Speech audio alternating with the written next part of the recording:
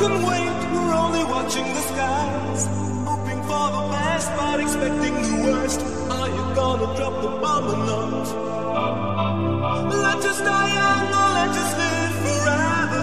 We don't have the power but we never say never. Sitting in a sandpit, life is a short trip. The music's for the sad man. Can you imagine when this race is won?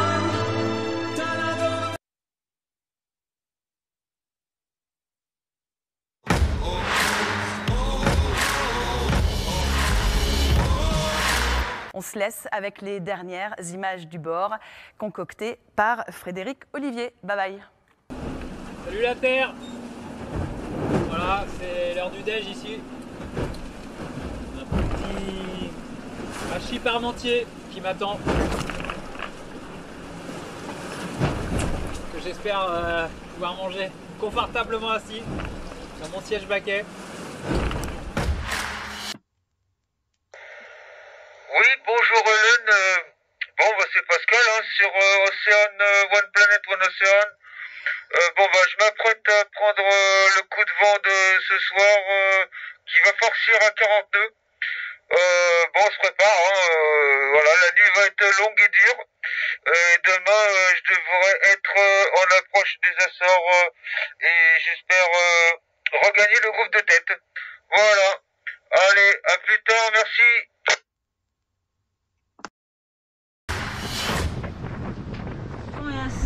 Et les vagues aussi, donc je vais pouvoir me reposer, préparer mon bateau pour ce vent fort qui s'annonce.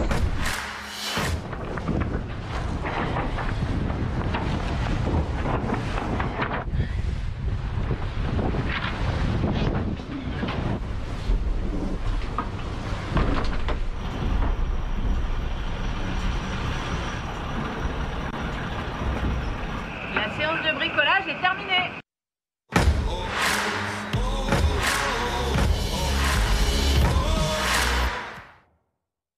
Très dur de se reposer depuis le début du Vendée Globe. Il y en a un qui nous en parle le mieux, c'est Jean Le Cam. Je vous propose de l'écouter.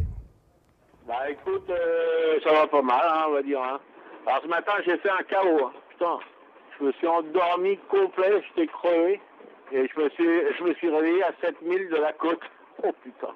Et là, virement de bord, en catastrophe, matossage. Enfin bon, le matossage, ça doit être interdit sur ces bateaux. Je me suis endormi, je me suis dit putain là je vais prendre cher.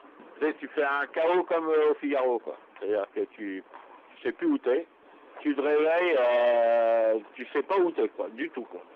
Ça fait bizarre. Bon après tu vois bien tout de suite.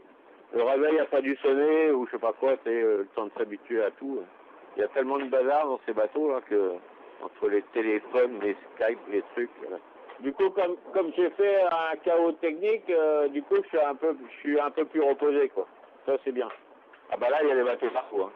Là, c'est sûr. Hein, entre les pêcheurs, les bateaux de la Corse, là, on va rentrer dans le rail d'ici peu. Donc là, il va falloir, on dormira plus tard. Hein. On dormira plus tard. La verve de Jean Le Cam qui donne toujours le sourire. Antoine, vous allez pouvoir nous faire le point sur les classements. Dites-nous tout. Totalement. Il peut avoir le sourire, Maxime Soir, parce qu'il est toujours devant. On va le voir. On va reprendre le fil des dernières 24 heures avec notre animation. On voit ce que vous avez expliqué, ces fameux deux groupes qui se forment. C'était il y a 24 heures. Le fameux groupe des sudistes avec beaucoup de bateaux à dérive. On voit aussi ici Nicolas Troussel qui est avec un bateau à foil. Et donc, ils sont passés plutôt vers l'ouest. Et puis, on va se décaler progressivement. On va avancer dans la journée. Et on va voir aussi ceux qui ont affronté cette fameuse dépression dans la nuit. On va les voir un par un. Vous avez vu, le ciel se couche progressivement. Et là, on voit progressivement PRB qui a eu la voie d'eau, vous l'évoquiez tout à l'heure. Charlie Dalin à Pivia, un des favoris. Et puis ce groupe qui est mené ici par Thomas Ruyant. Très intéressant l'animation. Et puis vous voyez ici une des infos de la nuit, vous en avez parlé. C'est l'Occitane en Provence qui fait demi-tour pour ce problème de hook. Il devait aller en Espagne. Il va sans doute rester en course et pouvoir réparer. Puis Kojiro a un peu un petit problème de manœuvre, mais tout va bien à bord. Bon bah voilà, donc je suis en approche des Açores. J'ai fait une belle descente, voilà. Donc après être parti vers l'ouest, je suis en descente vers les Açores. Derrière moi, il y a Alex Thompson, qui est premier de la flotte réelle. Voilà, donc je suis plutôt bien placé. Pour l'instant, 60 millième, 63 millième, voilà, je suis là. Sur 650 000 navigateurs virtuels. Il y a également Loïc Perron qui se trouve maintenant devant moi. Loïc Perron, François Gabard, Yves Le Blévec, ils sont devant. Voilà. Ils participent à la régate au Vendée Globe virtuel. Et derrière moi, donc comme je disais, Alex Thompson, Happy Seal également derrière moi, mais qui me rattrape. Apivia qui me rattrape également, et Alex Thompson sur Hugo Boss. Voilà, ça file, hein. Donc je suis à 14 nœuds 5 pour 14 nœuds 2 devant. Il fait 16 degrés. 16 degrés là à ce moment-là sur les Açores, en arrivant sur les Açores. Voilà, ça fouette, hein. Ça glisse. Il y a la Fédération française de voile également devant moi. Je sais pas qui pilote, mais ça marche bien. Voilà, super. Il y a du vent. Il y a du vent, ça file bien. Voilà, 65 millième sur 650 000. Je suis dans les 10%, c'est pas mal. Voilà, j'espère que dans la journée, je vais gratter des places. Voilà, ça glisse. Il y a du vent, c'est génial.